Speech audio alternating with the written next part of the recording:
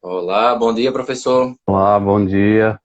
Tudo em paz, Tudo tranquilo? tranquilo? Tudo certo? Tudo também na luta. Pois é, passados 10 minutos e janeiro já colocou 22 dias, né, na frente.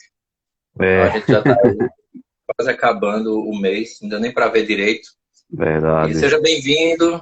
Esse é o nosso primeiro, uma chave de leitura para o livro do mês em 2022.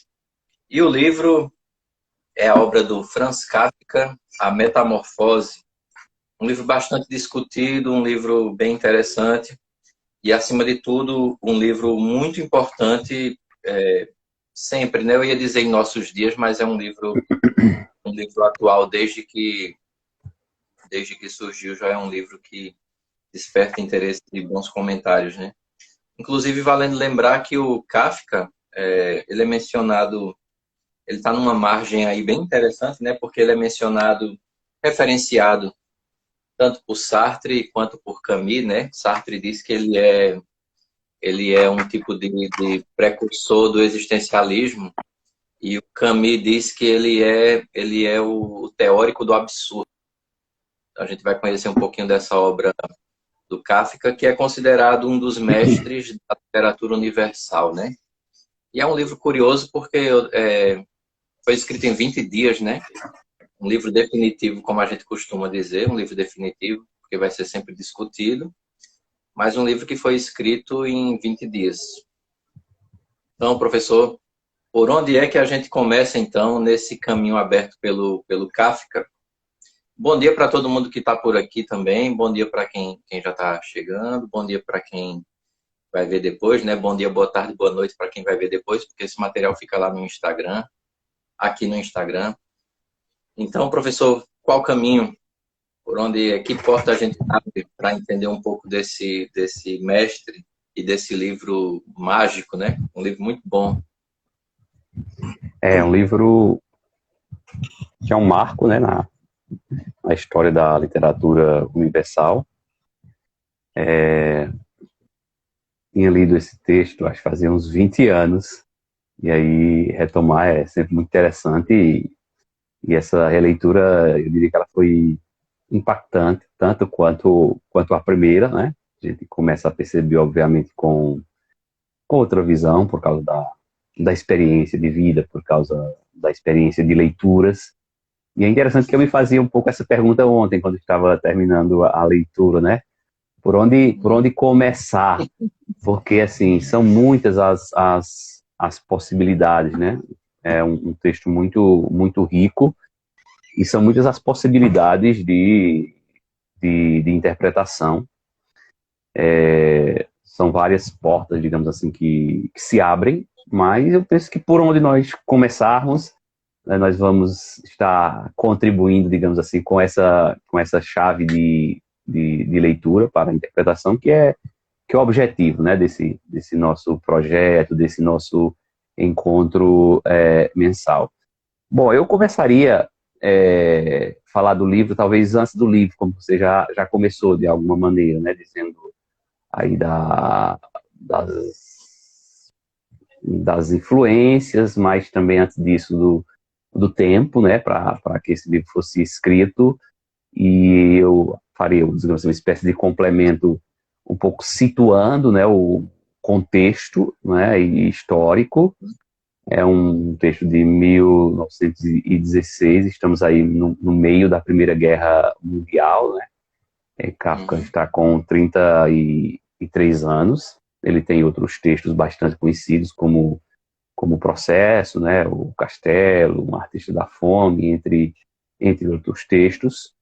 É uma situação assim, bem difícil, né, do ponto de vista existencial, né? Talvez por isso as referências feitas por Sartre e por Camus, né? E aí fica essa disputa, digamos assim, de ideias, né? Havia até assim, um comentário de alguém fazendo menção a esses autores que colocariam um pouco o Kafka como ali na origem do existencialismo, e o comentador dizia que que não caberia, porque Kafka ele acreditava no transcendental, né? E aí eu meio que discordei, inclusive, do autor, né? Porque eu acho que é possível, tem vários existencialismos, né? O Sartre mesmo vai dizer no Existencialismo é Humanismo que o existencialismo dele é um existencialismo ateu, mas existe também um existencialismo, digamos assim, cristão, enfim. Eu acho que o texto dele do Kafka, e aqui mais especificamente a Metamorfose, é um texto que de fato ele mergulha nesse aspecto da existência, né? Na dimensão da angústia, na dimensão do drama da vida, né? O texto vai fazer menção, acho que umas 2 ou 3 vezes, a questão da melancolia, né? Então, assim, de fato, eu acho que tem elementos para que a gente trabalhe essa questão da existência, né? O aspecto mais existencialista é mais uma discussão, realmente, assim, digamos, de caráter teórico, mas é um texto que, quando você começa a ler, você de fato percebe, né, que é um texto que envolve, né? Porque eu me sentia dentro do texto, né? Os textos eles devem ter realmente essa capacidade, mas acho que o Kafka faz isso com um brilhantismo assim impressionante, né? Porque eu estava relendo o texto e quando eu terminei, eu mesmo senti a necessidade de retomar, né? Outras releituras, porque assim é um texto muito interessante. Inclusive, na minha leitura eu pontuava, por exemplo, o verbo pensar nas suas várias formas de conjugação, né? Vai aparecer muitas vezes ali, ele pensou diante de várias situações, né? E aí esse pensar é sempre em relação a um dilema do momento ali, digamos assim, do personagem principal, né? Do Gregor Samsa, né? Diante é uma situação existencial muito, muito definida, e aí diante das possibilidades ou impossibilidades de saída, né, de uma questão, vamos colocar aqui, existencial, ele vai apresentar muito essa questão ele pensou, ele estava pensando na situação, mas é um pensar, eu fiquei até meio intrigado no sentido de refletir sobre isso, né? Que é um pensar muito, muito, muito enraizado numa situação concreta, de tal maneira que fiquei até pensando na possibilidade de um texto futuro, de um artigo, bom, de um estudo, né, que ajudaria exatamente a talvez se opor àquela ideia do pensamento como algo meio deslocado, meio descolado, né, da realidade bem concreta. Parece que no Kafka é um pensamento assim muito muito enraizado, né, numa situação real. E desta maneira, eu acho que o texto ele acaba de forma muito clara refletindo um pouco a situação da época, né? O Kafka ele nasce em Praga, né? É a capital hoje da República Tcheca, né? Na época pertencia ao Império Austro-Húngaro. Ele acaba tendo influência também ali da cultura alemã, né? Inclusive escreve em alemão, e tem a questão também do judaísmo, né? Tem todas essas influências, e ele acaba, digamos assim, sofrendo na pele, né, as consequências do que está acontecendo, né, em 1916. E eu diria que é um texto, para começar, né, assim, certamente tem muitas perguntas, é um texto extremamente envolvente e, ao mesmo tempo, é um texto inquietante, né? Porque o Gregor Samsa, o texto começa dizendo, né, que depois de uma noite intranquila, né, ele acorda, né, e ele acorda diante daquele estranhamento, né, da transformação ou da metamorfose, né, quando ele vai olhar para o seu próprio corpo e perceber aquilo que aconteceu. Eu me lembrava, não sei se eu estou falando demais nessa parte introdutória, mas aí eu vou parar para te passar a palavra. eu me lembrava ontem, quando eu terminei a leitura de um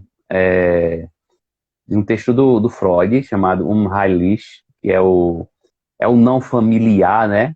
Tem muita discussão em torno Sim. desse texto, às vezes seria a tradução como se fosse o estranho, mas de fato, assim, etimologicamente seria o não familiar, né?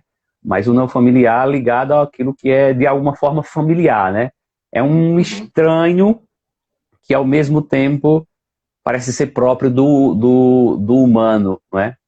Eu acho que Kafka faz isso nesse texto de uma forma assim, de uma forma brilhante, né? É um texto, digamos assim, como poucos. De fato, ele merece esse texto estar onde ele está, né? Como uma das obras primas da literatura mundial. O senhor falou do Freud e do não familiar, me lembra de uma perspectiva analítica que usa uma expressão, né?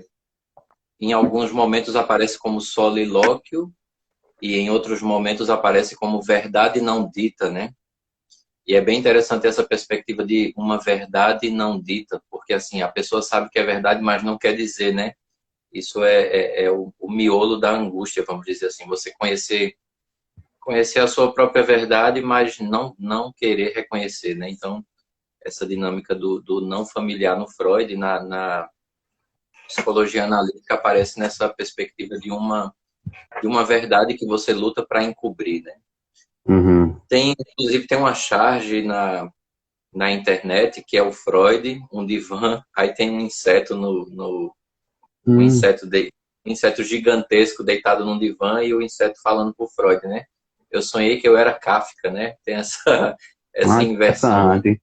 E eu penso que o Eu, texto é próximo, se eu não estou enganado, o texto do Freud acho que é de 1919.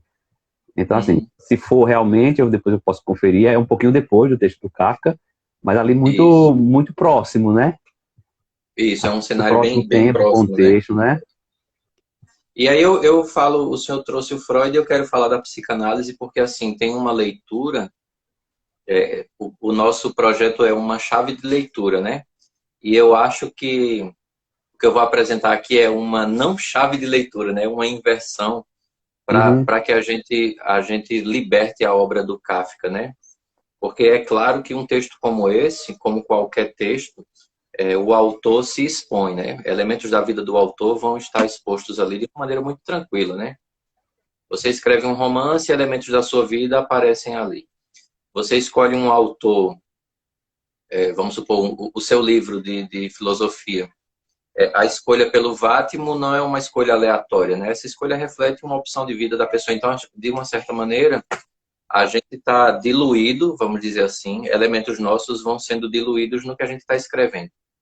Então, isso se aplica ao Kafka como se aplica a qualquer pessoa desse planeta, né? Ele não escapa disso.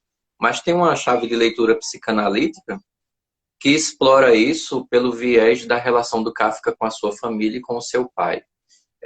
Quando a gente pega isso aqui é verdade, né? Tem elementos da relação dele com o pai e com a família que estão aqui apresentadas nesse livro, né? De um modo transversal, esses temas vão aparecendo, mas a gente não pode resumir a metamorfose a essa leitura, porque senão é como se fosse assim, eu vou falar da minha relação com a minha família, escrevo um livro chamado A Metamorfose, tá aí, quiser me conhecer, leia esse livro, é uma leitura mais ou menos assim, né, que não cabe, porque embora tenham esses elementos da vida do autor, mas a perspectiva da metamorfose é inclusive contra a cultura, né, assim, é uma coisa muito interessante porque o espanto do personagem é mais porque ele não sabe o que vai fazer com o trabalho do que com a sua aparência, né? Ele está mais preocupado, como é que eu vou para o trabalho? A preocupação é mais com o trabalho, é o trabalhador alienado, né, do seu potencial. Então, quando ele se torna incapaz por alguma razão, mesmo que seja momentaneamente ou permanentemente, o grande questionamento sobre o sentido da vida está atribuído ao que ele faz, né, ao trabalho, que é justamente essa é uma das forças do capital, né? A ideia de produtividade. Então, assim, se a gente lê o Kafka a partir dessa perspectiva de uma relação familiar, a gente toca um elemento de verdade mas a gente não explora o livro como ele se permite, né? Já que é um livro que tem muitas aberturas, como o senhor falou. E aí eu também queria destacar uma outra coisa. O título A Metamorfose, esse título já existe, né, numa obra clássica, né, é um autor romano, tem inclusive um tipo de enciclopédia de mitos, e o título é justamente esse, né, Metamorfose. Então, quando a gente tem um autor que no século XX traz o título de um livro muito antigo, que é um livro romano, então a gente tem aqui uma conexão com uma nova mitologia, né? E aí a gente insere o Kafka, pelo menos essa é uma leitura que o aproxima do Camus, por exemplo, o aproxima até de outros autores. Quando a gente retoma o mito, aliás, quando a gente retoma um título antigo de um livro, a gente, de uma certa maneira, dialoga com um novo formato de mitologia, né? Por isso essa passagem mágica, né? É um homem, mas também é um inseto. E é um inseto que pensa e que fala, né? Então, essa metáfora é, na verdade, para além da metáfora, um próprio relato mítico, né? Ousaria eu dizer uma metáfora sobre o homem do capital, né? Você é só um inseto, né? Na verdade, é basicamente isso. Então, essa seria uma forma. E uma outra coisa, assim, para lhe entregar a palavra, é que é bem interessante que a gente lê o livro com uma certa angústia, né? Porque a ideia do livro é essa mesmo, é angustiar quem está lendo. Mas eu tava vendo uma estudiosa do Kafka falando que tem relatos, eu não encontrei esses relatos, mas ela falando que o Kafka não era muito de partilhar com as pessoas o que ele estava escrevendo, né? Não era uma pessoa assim de estar sentando e dizendo, eu estou escrevendo sobre isso e tal. Mas a Metamorfose tem um ponto de ruptura, porque o Kafka, reunido com um grupo ali próximo de amigos, ele foi lendo os trechos, né? Foi lendo uns pedaços da... Ele escolheu uns trechos e foi lendo. E essa estudiosa do Kafka diz que o que chama a atenção é que, enquanto você lê angustiado, o Kafka lia rindo, né? Ele lia como se fosse um tipo de comédia, né? Essa história aí tem esse drama, mas também tem essa dimensão cômica, né? E o que não fica muito nítido, e aí a gente não tem como saber mesmo, era se a intenção dele era fazer essa tragicomédia, né? Ou não, né? Mas assim, pelo menos o texto angustia, mas quando o autor teve uma das poucas oportunidades que ele quis partilhar o que estava escrevendo com os amigos mais próximos, ele ria do que estava escrito, ele ria do drama do Sansa, né? Então, esse é um ponto bem interessante sobre o contexto pessoal do autor em relação à obra que ele entrega ao mundo, né? Retomando um pouco aí, quase comentando um pouco sua reflexão interessante. Talvez essa leitura assim, psicanalítica se dê também por causa de ele tem uma carta ao pai, né, que revela um pouco Sim. essa problemática da relação. Outra coisa também é no texto, a Metamorfose, se faz muita menção à irmã e o cuidado da irmã para com ele, né? E no final da vida, assim, ele morreu relativamente novo, né? Ia fazer 41 anos, acho que em 1924, isso. Mas já em 1917 ele começa a ter ali os sinais da tuberculose, né? Que vai ser um pouco a causa da morte. E um pouco no final da vida ele foi morar com a irmã que cuidou dele, num lugar assim bastante tranquilo e silencioso. Então, assim, de alguma forma não tem como não ter essa relação. Mas aí também concordo que às vezes essa leitura mais ou uma certa leitura psicanalítica, ela pode correr o risco de um certo reducionismo, de alguma forma enquadrar o texto do Kafka, né, naquilo que é, digamos assim, a leitura psicanalítica. Eu diria que é uma leitura possível, mas que ela não, obviamente, não dá conta, né, do todo do texto, exatamente pela sua riqueza. E, assim, já comentando um pouco o texto, né, você falava ali a preocupação dele não é tanto com uma preocupação, digamos assim, de caráter estético, né, daquilo que está acontecendo com ele, mas é uma preocupação mais ligada ao trabalho mesmo, aí seria um ponto bem interessante de reflexão. Inclusive, eu nem tinha pensado muito sobre isso, mas a conversa é boa exatamente por isso, porque de fato esse ponto aparece várias vezes, essa preocupação, né, de perder o trem, mas ele vai pegar o próximo trem, né, e aí vem o gerente, vai vir alguém da firma, né, para perguntar o que foi que aconteceu, já que depois de tanto tempo trabalhando, acho que 5 anos, ele nunca faltou, nunca adoeceu, né? Então seria algo de meio estranho. Acho que uma leitura é um caminho, uma possibilidade de leitura que se abre aí dentre tantas outras. Mas aí, só para retomar, uma questão, além dessa não preocupação com a estética, realmente não aparece estética nesse sentido aí daquilo que acontece com o corpo, dessa transformação, dessa metamorfose.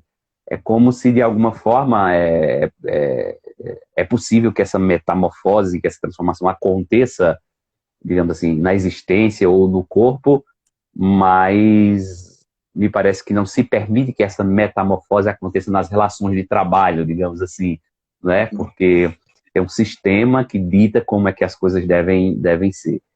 E é o que impressiona, assim, eu fui pontuando, né, aquilo que acontece, digamos assim, desde que ele acorda até o final do dia, né? E é interessante como o escritor consegue pegar assim, um momento em que o personagem ali acorda, né? E como é que ele consegue preencher aquele momento com tanta coisa, né? Que, que você diz, como é que é possível isso, né? Perceber todos esses detalhes e, ao mesmo tempo, a preocupação dele é com a questão do trabalho, e ele não estranha, digamos assim, esse estranhamento, assim, eu acho meio paradoxal, assim, não estranha no sentido de que parece não ser, como você diz, o foco central, né? O tempo todo, por isso eu colocava a questão do pensamento, ele parece estar pensando de como resolver uma questão que é bastante, digamos assim, pontual, mas ao mesmo tempo, quando você vai lendo, parece uma questão sem solução, né? Aí tem alguém prestes ali a entrar no quarto, alguém bate na porta, e ele tranquilamente diz, eu já vou sair sabendo que não tem como sair naquele momento, mas parece que ele está sempre buscando, de alguma maneira, uma solução. Talvez aí a relação com essa dimensão mais de uma discussão reflexiva sobre a existência já no âmbito mais filosófico é aquela questão de ter sempre uma possibilidade onde tudo parece meio que impossível, né? Talvez da situação de guerra, da Primeira Guerra Mundial, depois a gente pode fazer essa leitura em relação à Segunda, no sentido de que ali tem também sobretudo na época mais do Sartre e do Camus, uma reflexão, seja sobre o existencialismo, seja sobre o absurdismo, mas que tem um contexto ali né, que está pulsando o tempo todo e que parece impossibilitar, né, horizontes de esperança, mas que, de alguma forma, se encontra em algum momento alguma saída possível, né? E o texto, ele acaba sendo assim, ele acaba produzindo uma certa angústia no leitor, né? E você falou aí dessa onde estuda Kafka, né? Como ele ria comentando um pouco seu texto, até porque parece que o texto do Kafka ele vai ser assim conhecido um pouco depois, né? Vai ser mais comentado, e realmente o grupo era muito restrito. Parece que tem um grupo de amigos ali, inclusive, que eu elogiava muito, né? Era até uma grande referência para ele, quase que endeusavam, digamos assim, né? Mas que é exatamente, estou dizendo pela leitura, porque realmente confere com aquilo que você está dizendo da estudiosa do Kafka, né? Esse grupo aí um pouco menor. Mas esse estranhamento, porque é uma leitura que você não consegue ficar distante daquilo que está acontecendo. É como se você estivesse naquela situação, né? E a grandeza do autor é exatamente essa, mexer com o leitor, né? É como na produção cinematográfica, né? Às vezes tem filmes que, talvez a maioria desses filmes não preste, mas quando você vai fazer uma leitura um pouquinho mais aprofundada, né?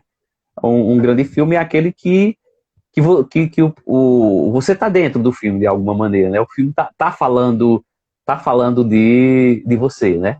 Talvez alguns as pessoas digam que não gostam, porque talvez não queiram tocar nesse ponto, né? Aquilo que você dizia a partir, eu acho, da perspectiva mais da psicologia mais analítica, né? É uma certa verdade que se quer esconder, né? Ou que não é dita, né? Ou talvez, se falando em termos de essência, né? Não, acho que eu não gosto tanto, mas é a palavra que me veio agora, mas talvez esse estranhamento esteja na nossa essência e que nós queremos, de alguma forma, negar isso que é estranho, né? Porque me parece que o Kafka também, aí já é uma coisa que me vem agora em mente, e é uma possibilidade de leitura, ele também quebra, né, com aquilo que é um pouco o padrão social, né?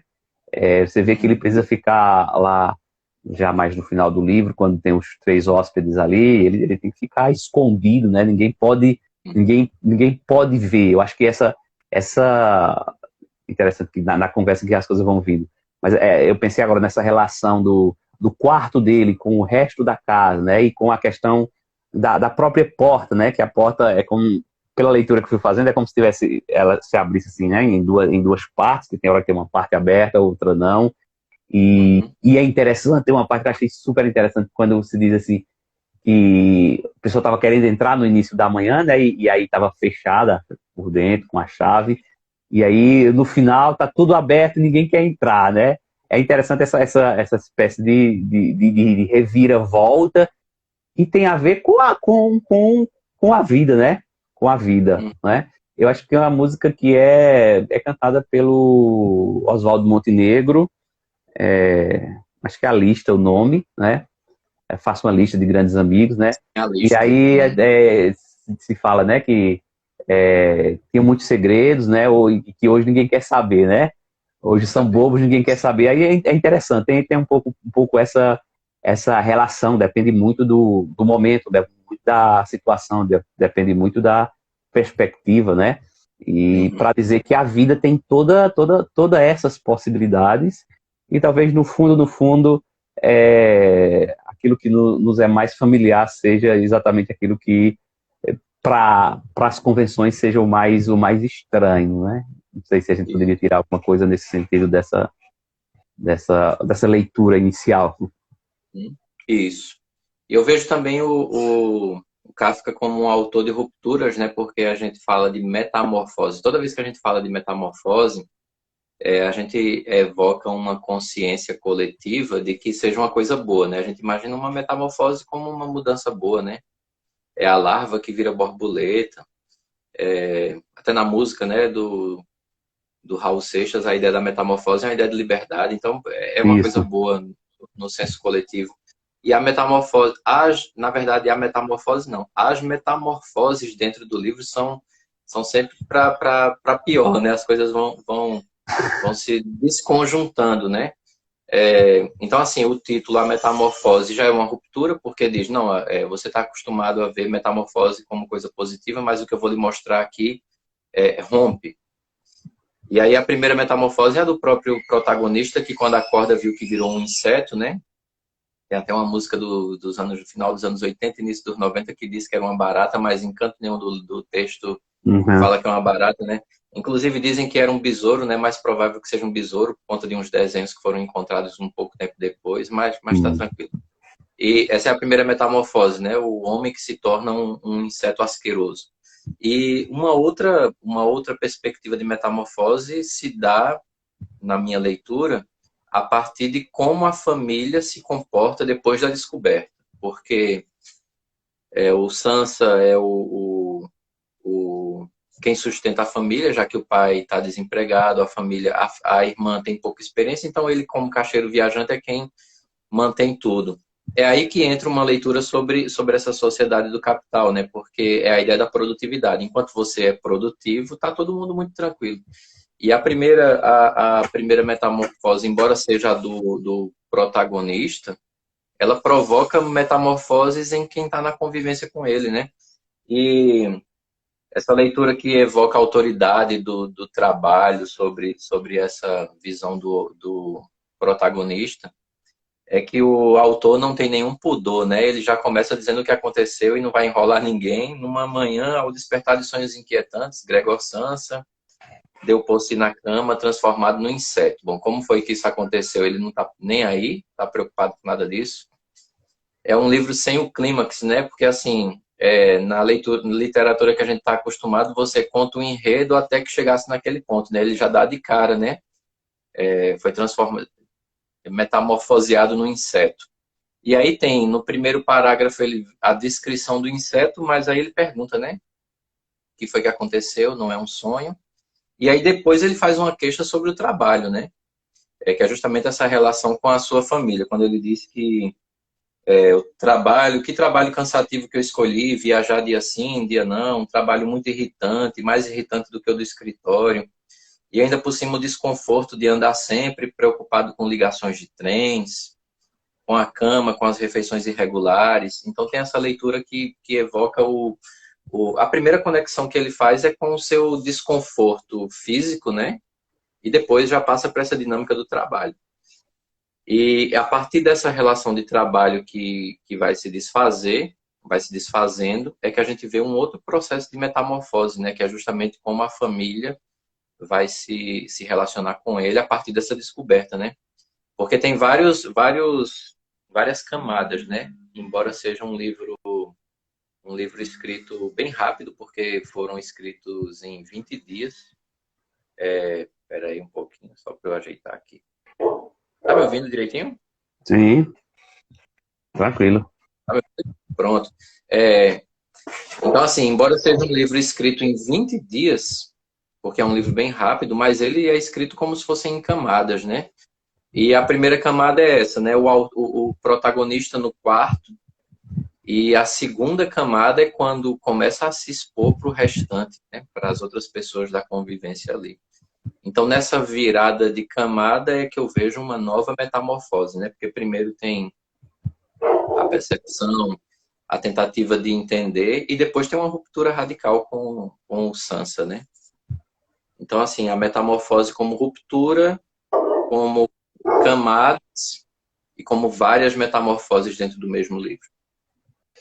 Acho interessante essa questão da ruptura e dessa ideia de metamorfose como uma transformação para melhor, digamos assim, se a gente puder usar essa ideia de melhor, às vezes até com uma certa relação com a moral, né? O que é melhor, o que é pior. Uhum. Bom, Isso. enfim, eu acho que tem uma quebra aí também, que você estava falando e eu estava me lembrando. Inclusive, se pode fazer uma ponte com aquilo que se está muito presente nos dias de hoje, né? Que é essa questão de você precisa mudar, você precisa se transformar. E essa ideia é sempre uma mudança, parece que para melhor. Talvez por trás disso existe aquela ideia, né?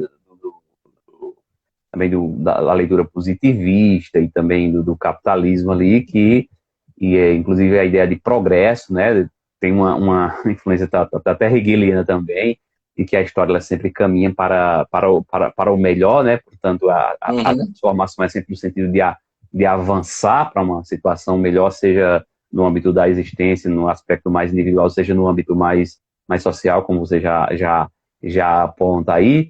E aí é uma espécie de metamorfose às avessas, né? Que me parece que é no âmbito da existência que isso acontece.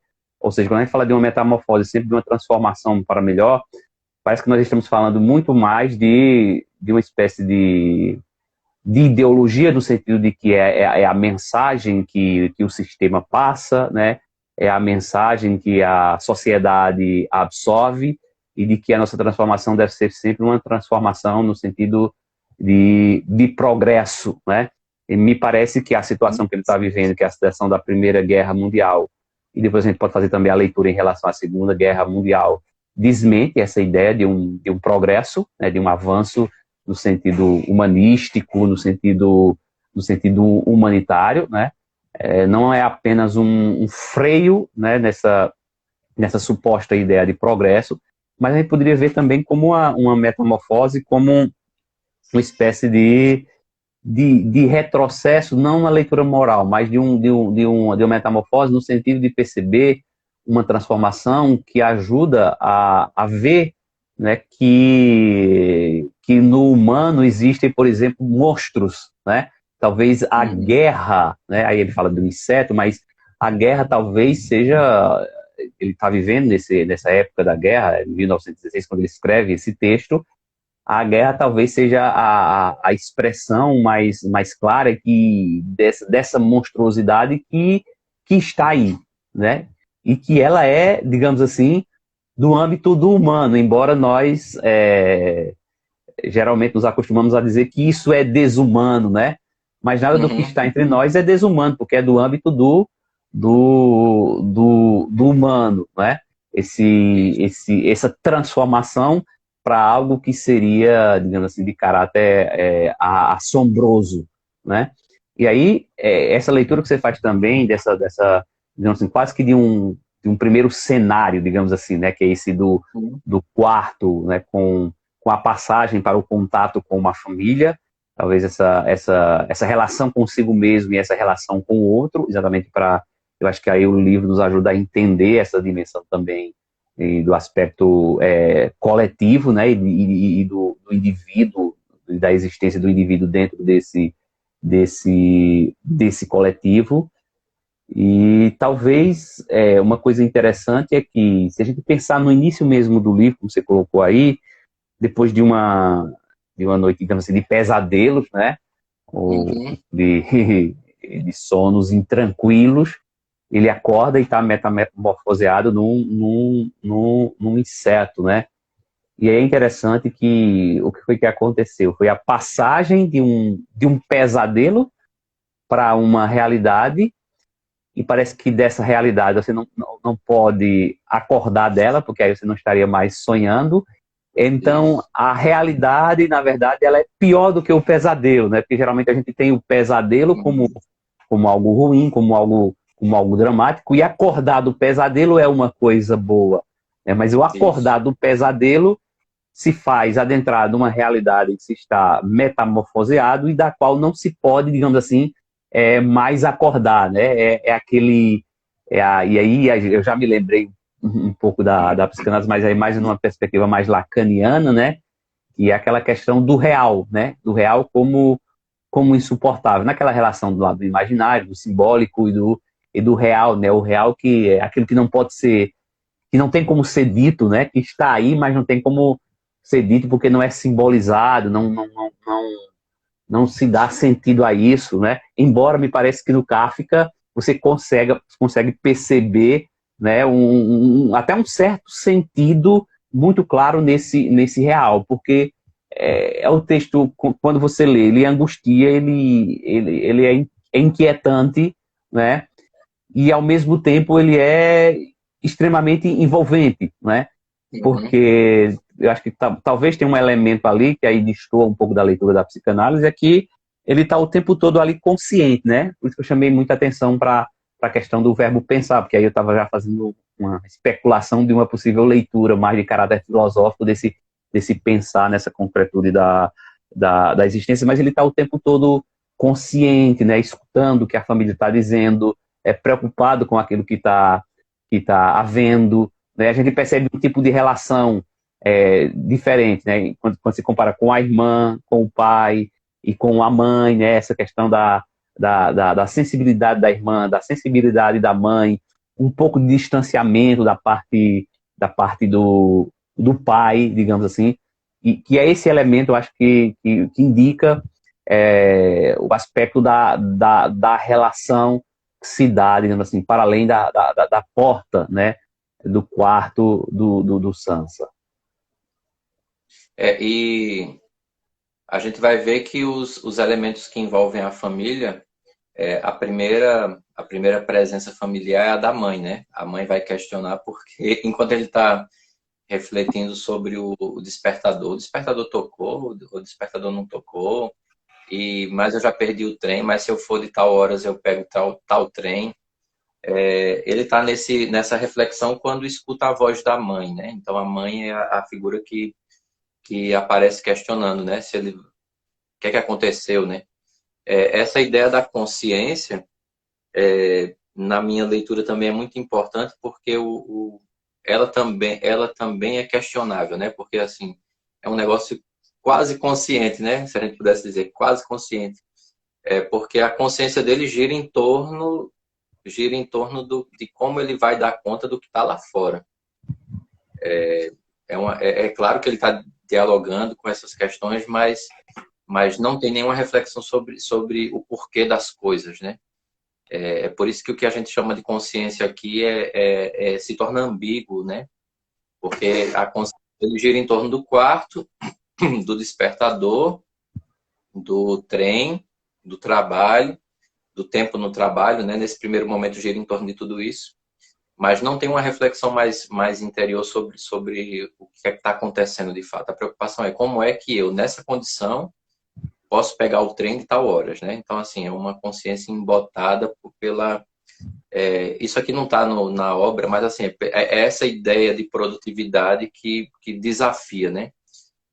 E aí vem uma questão de um tipo de tirania familiar, né? Porque, assim, no primeiro momento vem a mãe, questiona, depois o pai chega para um almoço, para o horário do almoço, que ele faz questão de dizer que é rápido, e a irmã diz, né? Olha, abre a porta, pronto, você está precisando de alguma coisa? É aí que começa essa mediação. Mas essas figuras fundamentais, né? Pai e mãe, são figuras meio que distantes, né? Indiferentes. Eu acho que a palavra melhor é indiferente nesse primeiro momento. Isso aqui vai abrir espaço para muitas coisas, porque isso aqui é bem atual. Eu já acompanhei. Isso aqui eu vou falar porque eu pedi autorização para falar. Uhum. Acompanhei uma história que era muito parecida. Era uma menina que tinha essa função de manter a família, né? Quer dizer, ela tinha uma condição melhor. Os outros também trabalhavam, mas como ela tinha uma condição melhor, ela arcava com as contas maiores. Ela adoeceu. E um dia acordou muito cedo, estava com o costume de acordar tarde. Acostumada não, né? Por conta dos remédios, acordava tarde. Aí um dia acordou cedo, por acaso, nos acasos da vida, acordou cedo e escutou o pai conversando com a mãe. E o pai disse assim: quanto tempo será que vai demorar para ela ficar boa? Porque a gente tem as contas para pagar e precisa dela. Essa foi Uhum. uma versão feminina do Sansa, né? Porque, assim, Sim, sim. por exemplo, na clínica é o que a gente encontra todo dia, né? Pessoas que chegam afastadas do trabalho. Você foi afastado do trabalho por quê? Aí a pessoa diz: por conta disso. Aí uma das primeiras perguntas que a pessoa faz é: quanto tempo eu vou passar afastado do trabalho, né? Ela não pergunta sobre o que ela tem, ela pergunta sobre o tempo que vai passar afastado do trabalho. E nessa relação agora, psicologia e Covid, né? Também nos hospitais a gente vê isso na internação. Uma chamada de vídeo para a família, uma das primeiras coisas que a pessoa fala é: eu deixei o dinheiro em tal lugar, o cartão tá não sei onde e tal. Aí depois é que vem, como é que vocês estão, tal. Então veja que não é uma questão de falta de consciência ou de maldade, é uma questão de que existe uma atmosfera que nos leva a assimilar essa ideia de produtividade, né? A gente parece que tem que ser produtivo. E quando a gente se percebe impossibilitado por alguma razão, a gente se desapega ainda mais do que a gente é para tentar resolver o que está lá fora, né? Porque, assim, como é que eu vou levantar dessa cama e pegar o trem? Essa é a questão que o Sansa faz logo de cara, né? O que é que vão pensar de mim por conta desse atraso? Já que isso nunca aconteceu, o que é que vai ser da minha imagem, né? Mas a minha imagem aqui enquanto produtivo, né? O homem que produz e não enquanto pessoa, né? Então, nesse sentido, é um livro que, além de ser muito atual, traz uma crítica muito contundente a essa ideia de produtividade, né? Embora, claro, o autor esteja em outro cenário, a gente faz uma leitura que é uma leitura que dialoga com o contexto e com o autor, e nesse sentido se torna uma crítica bem contundente às relações que a gente constrói, que são relações primordialmente pautadas pela ideia de produtividade. Tá me lembrando um pouco dos tempos modernos do Chaplin, né? Você falando disso aí, acho que tem uma relação também, porque são tempos próximos, digamos assim. E eu gostaria de voltar àquela discussão sobre a questão da consciência. Achei muito interessante o que você disse depois do meu comentário. E aí fiquei pensando aqui, que quando eu assim, mencionei consciência no sentido de que ele está o tempo todo sabendo o que está acontecendo, mas aí eu acho que esse elemento que você coloca ele é primordial, né? esse saber que está acontecendo está voltado para uma preocupação com a questão do trabalho, né? Isso você coloca desde o início. E aí me lembrei também do Nietzsche, né? Quando muitas vezes se falava da consciência quase como de uma instância moral que lhe acusa de determinado ato, e o Nietzsche vai dizer que a consciência, na verdade, ela é construída, né? Ela é construída, e nesse caso aí é uma consciência que é construída não por ele, né? Acho que essa questão que você coloca é muito interessante, mas um tipo de consciência que é construída pelos interesses do sistema, né? Que a sociedade absorve, como eu dizia, quer dizer, é uma consciência que não é que não é uma autoconsciência, que é uma consciência que não é, como você colocava aí, que não é uma consciência crítica no sentido de se perguntar o porquê, né? O porquê aquilo está acontecendo e também o porquê a preocupação, digamos assim, com faltar no trabalho é uma preocupação maior do que a preocupação com aquilo que está acontecendo, né? Com a metamorfose que aconteceu com ele, que em termos assim, comparativos seria uma coisa de uma gravidade muito maior, mas parece ser muito mais grave você faltar ao trabalho, né? Porque tem consequências para o setor produtivo, tem consequências aí, no caso do texto, para a família, né? Que depende dele, muito dele nesse sentido, inclusive depois que tem essa metamorfose aí, o pai vai precisar trabalhar, né? A irmã também, e tem toda essa, acho que você dizia, essa metamorfose que acontece também na família, né? Essa transformação que mexe com a família, mas eu achei muito interessante seu comentário, porque de fato, quando eu falei que está o tempo todo consciente, no sentido de saber o que está acontecendo, mas é uma consciência que talvez indique exatamente uma falta de consciência, né? De uma consciência no sentido mais crítico mesmo e de por que aquilo está acontecendo, né? Não só a metamorfose, mas por que essa preocupação imediata com o trabalho, não? O trabalho não como algo que liberta, mas o trabalho enquanto produção, né? Talvez até no sentido meio de Marx no trabalho, enquanto algo que de fato aliena, né? Aliena tanto que a preocupação maior é exatamente com o deixar de produzir, né? Com aquilo que o gerente vai pensar. Acho que é uma abertura também para uma leitura muito, muito interessante. E aí também essa ideia de consciência aqui parece dialogar com o que o Camus chamava de vida maquinal, né? O que é essa vida maquinal? Essa vida maquinal eu acordo, que parece muito com isso aqui do Sansa, né? Eu acordo todo dia na mesma hora, pego o trem na mesma hora, faço o mesmo trabalho, pego o trem para voltar na mesma hora, chego em casa, durmo para repetir essa mesma coisa, né?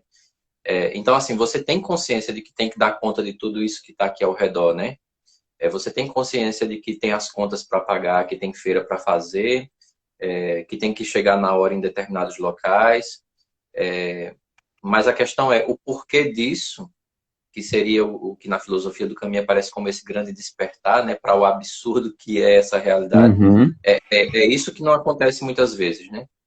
Então, assim, eu acredito que quando o senhor fala de consciência e após esse diálogo aqui sobre consciência e não consciência e tal, eu acho que essa expressão dessa filosofia, a vida maquinal, seria algo que abarcaria essa dinâmica aqui, né? Sim. Você tem consciência de que tem que acordar 4 da manhã, pegar o trem de 5 horas e fazer isso, isso e isso. Então, pronto, você está conduzido por essa consciência. E você sabe que tem que ser muito eficiente em tudo isso. E você consegue focar e fazer. Agora, no sentido mais crítico, esse despertar sobre o porquê de tudo isso não acontece. Nem que a ideia de vencer na vida, né? Porque o que é que você quer? Vencer na vida. O que é que significa vencer na vida, né? Então, assim, na consciência maquinal, vencer na vida maquinal, vencer na vida ter um trabalho, ter casa. É que nem o Raul Seixas dizia, né? Eu devia estar contente porque eu tenho um emprego, sou o dito cidadão respeitável e ganho 4.000 cruzeiros, né? Pronto. Então, assim, parece que isso é o vencer na vida, né? Nessa vida maquinal seria isso. Mas, assim, do ponto de vista mais profundo, o que significaria isso, né? Isso não acontece nesse nível maquinal de vida. E aí eu me reporto ao Camus porque o Camus tem um estudo sobre o Kafka, né? Ele inclusive na obra Mito de Sísifo, em uma tradução, o anexo é uma leitura da obra do Kafka, né? O Camus debatendo sobre o Kafka. E é muito caro para o Camus, nessa leitura que ele faz do Kafka, essa ideia de absurdo, né? Porque, por exemplo, o Sansa estaria aqui envolvido nessa ideia do absurdo, né? Não tem um universo que conspire nem contra nem a favor, não tem um propósito definido, simplesmente você acordou metamorfoseado num inseto. Pronto. Qual o propósito disso? Não tem propósito nenhum. Qual a origem disso? Não tem origem nenhuma, simplesmente está aí, dado. E você se acorda nessa condição e o que é que você faz? E aí, nessa leitura que eu me aproprio dessa leitura, eu considero que está tranquilo, pelo menos para mim funciona, é que a grande crítica que o Kafka nos apresenta, pelo menos nesse primeiro capítulo do seu trabalho, é que diante de tudo isso você não tem o despertar, né? Você não desperta. O sistema inteiro, aquilo que a gente poderia chamar de civilização, transforma você num inseto, mas você não desperta, né? Você está preocupado em como é que eu vou manter esse negócio girando aqui, né? Como é que eu vou manter? Meu despertador, de todas as preocupações possíveis, o que me chama a atenção nesse primeiro capítulo aí o despertador tocou e eu não escutei? Quem é que, de todas as preocupações, ele está preocupado porque perdeu a hora, né? Enquanto o inseto, a consciência de ter virado uma outra coisa, passa totalmente alheio, né? Tem ali no primeiro momento, né? O que foi que aconteceu? Aí, mas não é um sonho. Pronto, e o restante do capítulo se desenrola nessa tensão em como é que eu dou conta do trabalho. Então, eu acho que nesse primeiro capítulo, a crítica do Kafka é monstruosa, né? Pegando até uma palavra que aparece no livro, é uma crítica monstruosa a esse modelo de sociedade que a gente insiste em manter, né? E como é um livro ali do início do século XX, a gente vê que 100 anos passaram e o livro está intacto, né? Um livro que envelhece bem nesse sentido. É ruim dizer isso, né? Porque assim, é um livro que envelhece bem porque não mudou muita coisa, né? Então, no modelo de sociedade não mudou muita coisa. É um livro que envelhece bem no pior contexto possível, né? Infelizmente. Acho que essa consciência maquinal aí do Camus, eu estava lembrando também uma espécie de consciência invertida, né, do que Marx falava, exatamente porque é como se fosse um tipo de consciência que lhe impede exatamente de se ter consciência, né, de uma consciência mais profunda, ou seja, é quase que um convite a uma espécie de estar numa consciência superficial, né? Porque ao mesmo tempo é a sensação de que você está por dentro de tudo e por outro lado falta essa profundidade no sentido de se perguntar um pouco o porquê. E eu acho que a leitura do Camus, quando aponta para essa questão do absurdo, né, no texto do Kafka, ela é extremamente pertinente, porque quando você pensa no texto do início ao fim, né, vamos pensar ali no fim do texto, como é que ele morre, né, é diferente exatamente daquilo que a gente vê, talvez, em muitos filmes, em muitas novelas, né?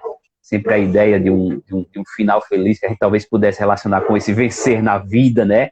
Parece que é um ponto alto que eu voltei, parece que está sempre um pouco adiante, né?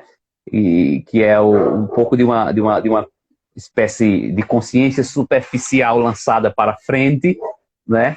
Que impede exatamente de, às vezes, se viver o tempo presente, porque me parece que o tempo presente ele estaria mais próximo, talvez, daquilo que o próprio Lacan vai chamar de real, e esse tempo presente ele parece que nos acosta, digamos assim, de alguma maneira, dizendo que nós somos, em alguma medida, monstros, nós somos, em alguma medida, insetos, nós somos, em alguma medida, essa medida não é pequena, talvez muito mais do que uma espécie de verniz, né, que é colocado sobre nós nessas relações sociais, que são relações que são produzidas intencionalmente diante de um sistema, né, que é sempre o sistema no caso nosso, e também, né, na época dele, que é o sistema do lucro, né, é o sistema do capitalismo, é o sistema da produtividade, né? Inclusive, muitas vezes, quando se pergunta quem é determinada pessoa, a gente tende muitas vezes a responder com aquilo que a pessoa faz, qual é a profissão, porque essa ideia de algo que se produz está muito, muito ligado, isso quase que substitui aquilo que se é, né, digamos assim, o indivíduo ou o sujeito. E talvez essa pergunta sobre aquilo que se é o sujeito, ela ganha, digamos assim, um grande aporte de reflexão a partir, eu acho, de uma leitura do Kafka e da metamorfose mesmo, né? Quem nós somos, né? Porque geralmente nos vemos, talvez, como humanos, e humano como algo, talvez, extremamente distante daquilo que aparece, né? Depois da metamorfose, que é esse inseto, né? Talvez, eu estou talvez viajando aqui, mas talvez sejamos meio que insetos pensantes, digamos assim, em última instância, né? Ou seres pensantes, se a gente pensar numa visão mais, talvez, eu lembrei aqui do Heidegger, na questão do ser e do ente, né? Temos em comum com todos os outros o fato de sermos entes, né? Com a diferença, talvez, de sermos pensantes, né? Como diz o Heidegger, é o único ser que é capaz de perguntar pelo sentido do ser, né? E talvez essa questão aí, tem algum sentido ou a existência ela é extremamente absurda, né? Essas construções sociais e essa produção aí ligada ao Sansa, talvez seja exatamente aquilo que impede o pensar sobre essa dimensão do absurdo da vida. Talvez exatamente pelo fato da vida ser marcada por esse absurdo, pensando aqui no Camus, que você gosta tanto, hoje se fala tanto hoje em algum tempo mais, se fala tanto em sentido, né? Qual é o sentido disso, o sentido. E aí a palavra sentido talvez seja exatamente para... se diz que quando a gente fala muito de uma coisa é porque não tem, né? E talvez em relação ao sentido seja exatamente desse, digamos assim, nessa relação com esse absurdo da existência, né? Porque me parece que, em última instância, a existência parece ser essa luta, né? Essa luta, seja a luta do Sansa antes da metamorfose, mas o que aparece, pelo menos no texto da metamorfose, é o pesadelo, né? É o sono intranquilo, né? Ou ela é essa realidade do Sansa metamorfoseada, né? E, na verdade, me parece, aí já fica fazendo especulação, mas que talvez essa metamorfose seja aquilo que é o humano mesmo, né? Ou seja, o Sansa metamorfoseado fala muito mais daquilo que é humano na sua existência do que o Sansa antes da metamorfose. É isso que eu estou querendo, de alguma forma, dizer, né? No sentido de falta de sentido, de absurdo, né? De que a gente for parar e para ler a vida, por que a gente faz isso, quando a gente pensa isso mais com um pouco de profundidade, parece que é uma tentativa de fugir dessa questão central, que seria uma espécie de absurdo, como conviver com ele, né? Isso. É aí que aí eu vou ter um ponto só um pouco diferente, né, assim, de É bom entendimento, para a discussão é porque melhor. eu concordo, porque assim, na leitura que eu faço, essa visão do ser humano metamorfoseado, né, você que de repente acordou e viu que de repente estava transformado em outra coisa, né, estava transformado num inseto. Pela fala do protagonista, eu não consigo escapar dessa leitura, na verdade, né? Esse é o destino imposto por um modelo de sociedade. Uhum. É como se fosse assim, para essa sociedade, nesse formato de relações que a gente mantém, esse é o desfecho. é como se você tivesse fadado a virar isso. Tanto é que aí talvez a gente consiga, nessa leitura que eu faço pelo menos, talvez aqui a gente consiga resgatar a positividade do que seria a metamorfose, né? Porque assim, esse modelo de sociedade vai lhe metamorfosear nisso. Você é só um inseto para esse modelo. Só que se a gente rompe com esse modelo, a gente tem o que seria de fato uma pessoa, né? Independente de todo esse arranjo que a gente vivencia. Talvez por isso o Kafka seja tão importante para a filosofia que é desenvolvida ali na França, né? Porque a leitura a obra do Kafka transita bem, por exemplo, você pega Sartre, pega Camus, são autores que estão muito familiarizados com esse autor, né? E quando você vai ver a história desses dois filósofos, você percebe que tem essa dinâmica de rupturas e transformações, né? Os dois começam ali abraçados com o marxismo, depois tem leituras divergentes e tudo. Inclusive, o Homem Revoltado do Camus é a grande ruptura ali, né? Com essa filosofia. Mas é a ideia de que as coisas precisam mudar ou estamos fadados a um fracasso, né? Então, isso está embrionário ali nessa filosofia gerada na França. E o Kafka é como se fosse o substrato para tudo isso, né? Todo mundo está se alimentando do Kafka. Então, nessa minha leitura, essa metamorfose, esse inseto, é o resultado de um modelo de sociedade, né? Como se fosse assim, nesse formato é só isso. Se quiser alguma coisa diferente, nesse modelo não teremos, né? E uma coisa também que o senhor falou e que me despertou a atenção, porque eu não tinha percebido, e depois a gente vai se conectando. Certa manhã, após acordar de um sono intranquilo, né? De sonhos intranquilos, de pesadelos, né? Na verdade. E aí depois, quando ele se percebe metamorfoseado, ele diz: o que me aconteceu? Isso não é um sonho, né? Então é como se fosse uma coisa só, né? Realidade e pesadelo. Não tem diferença mais entre realidade e pesadelo. Eu não tenho como acordar disso aqui.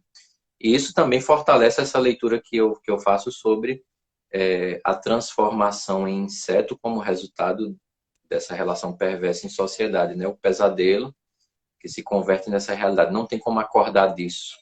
Nesse formato, não tem como acordar disso aqui. Eu vou destacar o capítulo 3 porque é uma outra metamorfose, né? Já que eu parto da ideia de que existem várias metamorfoses dentro do texto. Uhum. No capítulo 3 tem uma menção aos alimentos, né? Coisas que ele gostava, tal. Aí, quando ele sente novamente o gosto daquilo, já não gosta mais. Então, vai perdendo o gosto por aquilo que antes era alimento favorito, né? E por que eu vou chamar isso aqui de uma outra metamorfose? Porque a partir dessa perspectiva a gente começa a perceber que a família rompe, né? Sua família começa a se isolar não, né? Sua família começa a isolá-lo, né? Ele começa a ficar cada vez mais isolado da família. E aí, se internamente, e aí sem polemizar o termo, né? Mas internamente tem a consciência de um homem, externamente é a visão de um inseto, né? Porque você olha, vê um inseto gigantesco e aterrador, como diz lá. A visão é de um inseto. Você vê um inseto, mas a consciência é de um homem.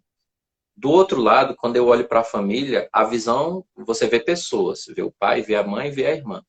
Mas internamente, o que se revela sobre essas pessoas é monstruoso, né? Então, se no primeiro momento tem o Sansa que segue ali metamorfoseado em inseto, preocupado com a família, com o trabalho, como é que eu vou manter tudo isso aqui, porque eles dependem de mim, tal, tal, tal. Então, embora a mudança seja estética, mas internamente ele continua com essas mesmas preocupações, a gente fez uma crítica a isso, mas pelo menos nesse aspecto de apego à família, ele não tem essa mudança. Do outro lado, ninguém mudou por fora, né? O pai é o pai, a mãe e a irmã, todo mundo tranquilo, mas por dentro a gente percebe essa mudança deles. E nessa mudança deles vai se externar o que eles têm de pior, né? Aquele que antes era o arrimo da família, o que sustentava, começa a ser visto como o peso, né? O peso. Tem um momento que ele é o produtivo, mas quando ele se torna improdutivo, aí vira, né? Se a família dele era um tanto quanto parasitária, que essa é uma palavra cara também para o Kafka, né? Essa ideia do parasita. Tanto é que na carta que ele, no texto Carta ao Pai, né, que ele faz uma carta a carta para o pai dele, essa ideia aparece quando ele disse que uma das queixas dele com o pai era que o pai fazia essa menção a ele, né, de que ele era um parasita. Se no primeiro momento a família é parasitária, no outro momento é invertido, né? A família o vê como o grande parasita, né? Já que ele começa a demandar muitas necessidades, né? Então veja que é isso que eu chamo também de metamorfose, né? Se a do Sansa é externa, é visível, a da família é interna, né? Eles começam a colocar para fora aquilo que eles têm de pior por dentro. Não sei se é radical, mas eu acho que é uma leitura coerente, porque no capítulo 3 tem uma fala muito interessante quando até porque o narrador, né? O narrador é muito importante nessa história. Tem uma fala do pai que menciona que a aparência desgraçada, né? Pelo menos na tradução que eu tenho, aparece essa menção. Apesar da aparência desgraçada, era seu filho, né? Então, essa visão de que a família começa a externar o que traz de pior também responde a um tipo de metamorfose das relações, no caso.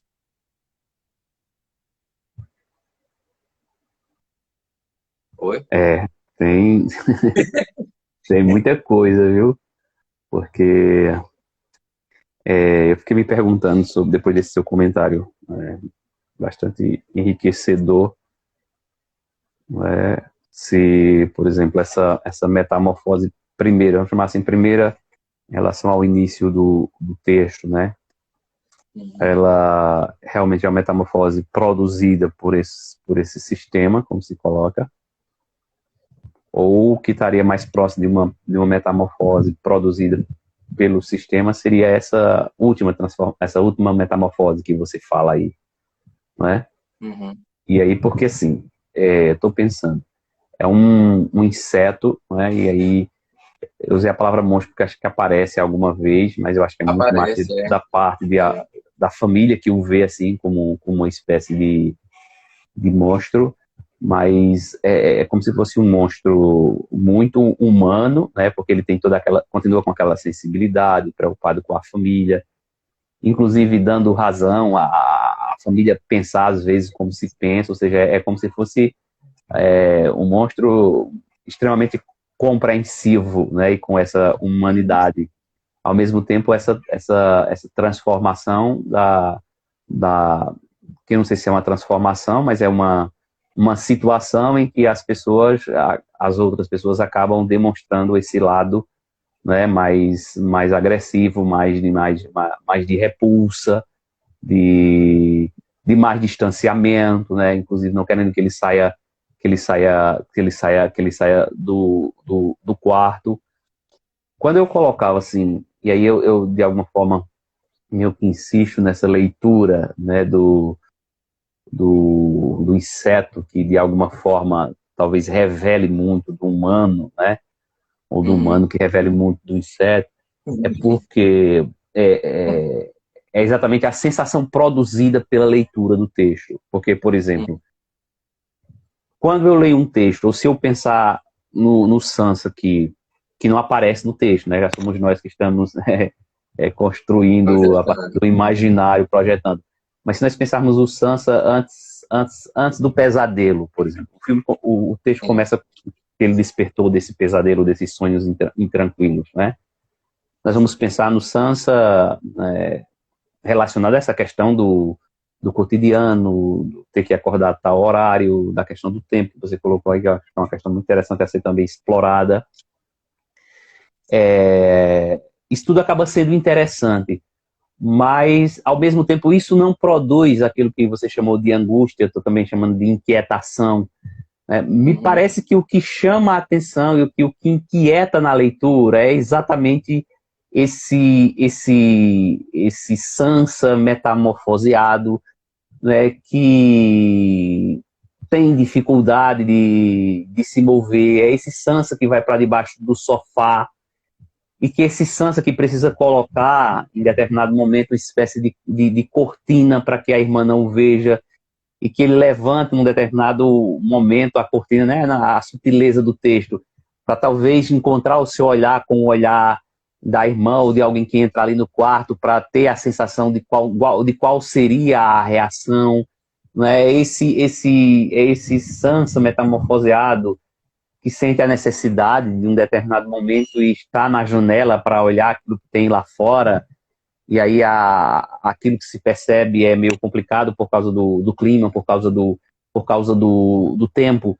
Então, o que eu estou querendo, de alguma forma, expressar é que me parece que toda essa realidade, né, e sei lá, o querer, talvez, o querer não, mas a situação que exige que se mantenha de alguma forma ali do quarto, ou que se retarde essa saída ou esse contato, a situação do se esconder debaixo do sofá e de se colocar uma cortina, me parece, e aí pode ser que seja uma questão puramente minha, né, que isso vai, essa leitura é que constrói uma certa identificação do leitor com o Sansa metamorfoseado. Não sei se você está me entendendo quando eu digo que é que talvez é aquela questão que eu colocava do estranhamento, a questão de como perceber o humano ali. E com isso eu estou dizendo que o texto, reforçando que o texto ele é extremamente rico de possibilidades, porque ele permite, eu acho, muito mais do que eu acho de que um paradoxo ou uma contradição, ou de leituras que se excluem, né? Eu acho que nessa perspectiva você está lendo que aquilo é uma produção do próprio sistema, aquela metamorfose. Ao mesmo tempo, estou tentando ler também um pouco à luz de Camus, e aí talvez a minha leitura seja um pouco enviesada, você tem muito mais propriedade em relação a isso, mas quase como esse absurdo sendo aquilo que de alguma forma faz com que nós sejamos quem somos, né? Acho que essa pergunta, a resposta a essa pergunta quem somos, ela é extremamente complexa, assim, porque realmente essas camadas, né, quem fala disso é a fenomenologia, né, de voltar às coisas elas mesmas, tirar um pouco essas camadas, porque a visão que nós temos do mundo é a partir daquilo que dizem, daquilo que nós vemos, né, sei lá, a partir dos BBBs da vida, é a partir das ideologias, e teria que tirar tudo isso para chegar às coisas elas mesmas. Eu acho que isso também é um pouquinho, um tanto quanto complexo, porque de alguma forma essas camadas, elas vão fazendo, né, com que nós sejamos quem nós somos, mas nós não somos só isso, né? Ou seja, outras camadas seriam possíveis, né? Ou seja, outras maneiras de viver, outros modos de viver seriam possíveis, né? E talvez todas essas camadas sejam maneiras de se conviver um pouco com, sempre na leitura de Camus, com esse absurdo. Quando eu aponto assim para ver nesse inseto, digamos assim, um pouco como se nós estivéssemos olhando no espelho, é exatamente por causa daquilo e isso é a grandeza do Kafka, daquilo que o texto produz como sensação em quem está lendo. É como quase que se aquele inseto não fosse tão distante assim de nós mesmos. Não sei se você está me entendendo. Sem fazer uma leitura aqui, digamos assim, moral de que o inseto é uma coisa ruim, de que o humano é uma coisa boa, né? É como se fosse aquela realidade assim, mais crua possível, né? E aí, claro, aí tem uma tradição no pensamento ocidental que pode levar a essa ideia meio mesmo, até de monstruosidade mesmo do humano, né? E aqui, se eu pego, por exemplo, o próprio Marx vai dizer que a história da humanidade é conhecida, é uma história de luta de classes.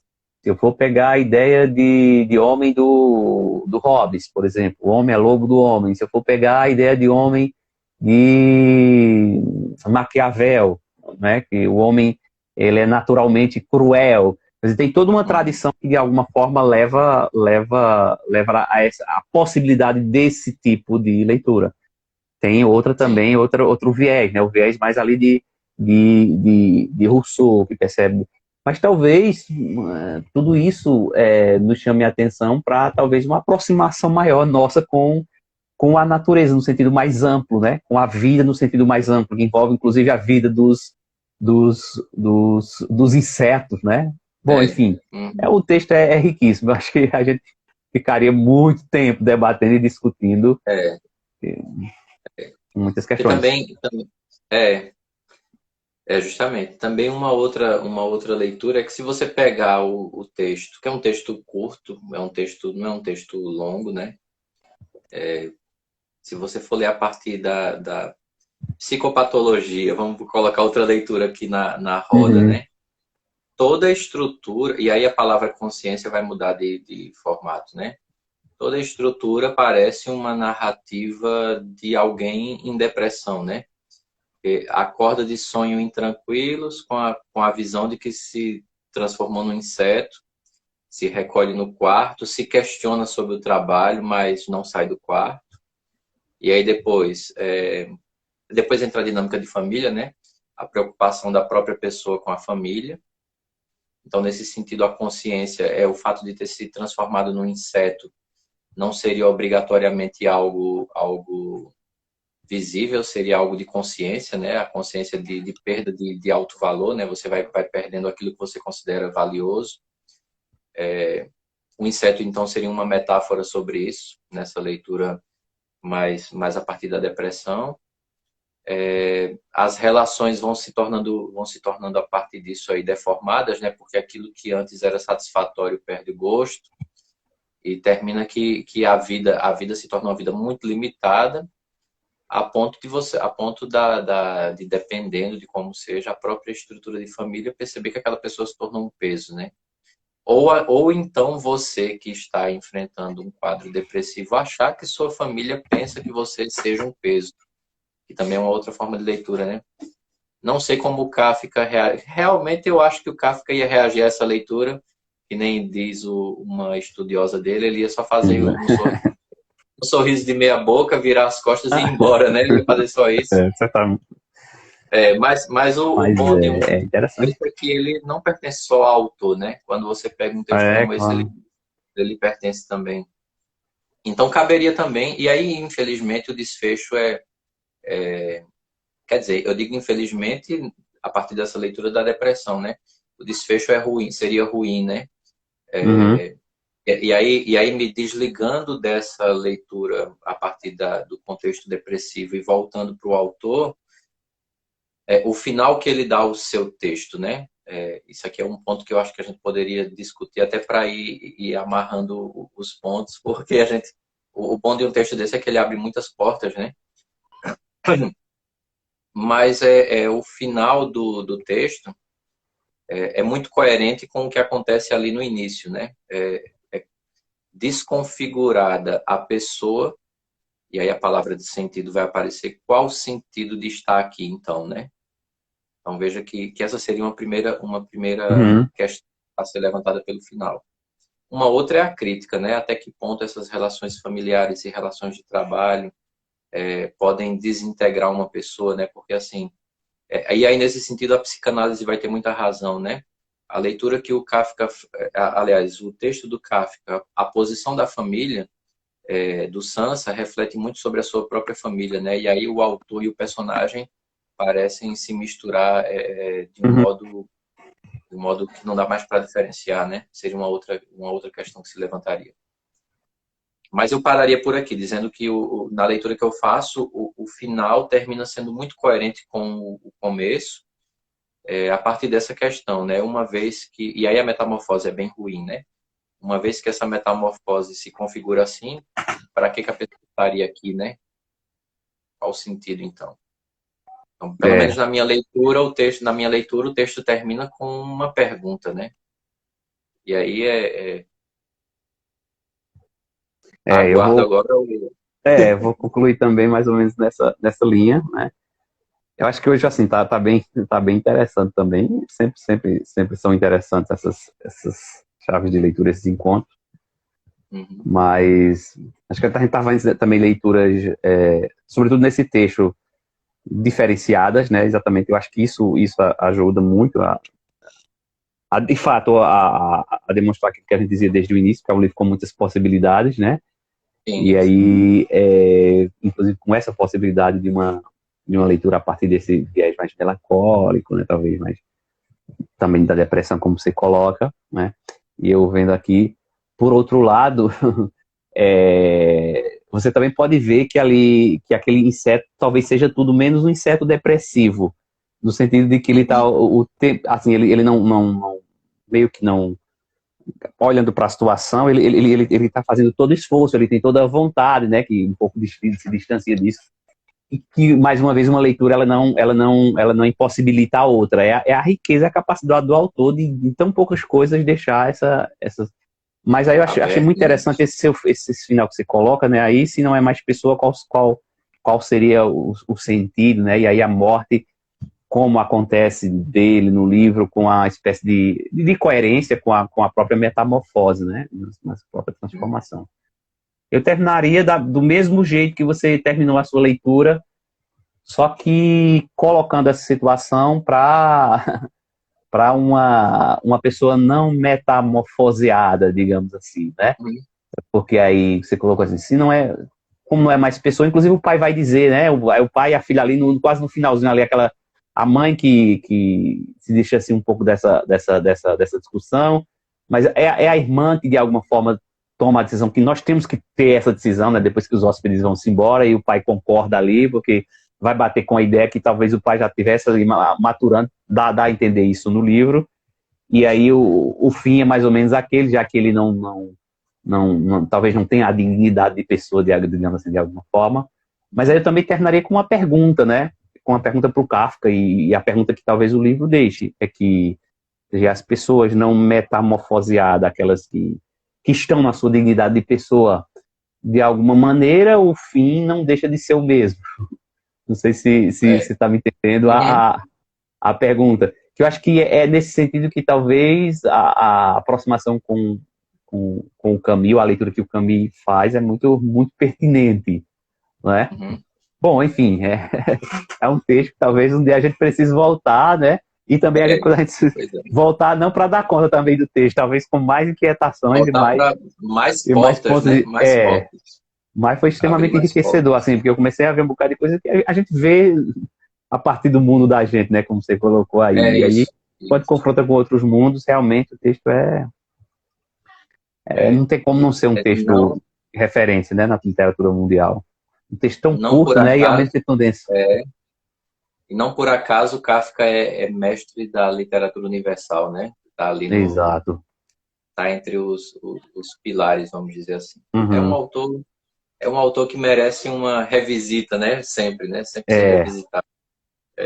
Espero só que a gente possa encontrar É porque o desejo é assim, rapaz, o final poderia ser assim. O final poderia ser assim. Finalmente ele acordou e viu que aquilo também era um sonho intranquilo, né? A gente até fica pensando, né? É meio que até querendo que seja assim, mas Mas Pois é. Então, assim, espero que quando a gente voltar pro... Oi? Pode terminar. Não, só para dizer que é um livro que inquieta do início ao fim, né? Do início ao fim você fica meio angustiado como leitor também. Espero que quando a gente voltar lá, encontre o Sansa em outros caminhos, né? Possa ver outras coisas aí que possam ter escapado aqui agora, né? É por aí. E aí a minha gratidão ao senhor, professor Maurício, por toda essa contribuição. É sempre muito enriquecedor. Eu sempre saio mais rico depois de um encontro como esse. Porque como o senhor falou, a gente lê a partir de onde a gente está caminhando e aí as outras leituras vão abrindo mais, né? Vão abrindo mais possibilidades. Lembrando que esse material fica aqui disponibilizado no Instagram. Você vai encontrar a capinha, que é a foto do livro do Kafka, e o vídeo todo vai estar lá disponível para todo mundo. E aí a gente já vai começar a pensar no livro de fevereiro, né? Tem uma chave de leitura para o livro do mês, um livro por mês. Então, esse é o brilhante livro do Kafka, A Metamorfose, que é bom dizer sempre isso. Ele é bem acessível do ponto de vista financeiro e também está disponível em domínio público, né? É um livro que você pode baixar em PDF, ler em casa também, se for mais viável. Mas é, de fato, um livro para ter na estantezinha lá e ser sempre revisitado, né? Então, minha gratidão, professor Maurício. Espero aí que esse ano seja muito tranquilo. Vai ser um ano de muita virada, né? Metamorfose. Espero que as metamorfoses fossem. E que a gente possa discutir muita coisa ainda ao longo desse ano. Eu que agradeço também pelo diálogo ter sido sempre muito profícuo e enriquecedor, né? Para mim, para nós, né? É um aprendizado mútuo e certamente para quem passa por aqui também. Não deixem de ler Kafka, né? Não deixem de ler A Metamorfose, é um texto realmente que marca, né, para a vida.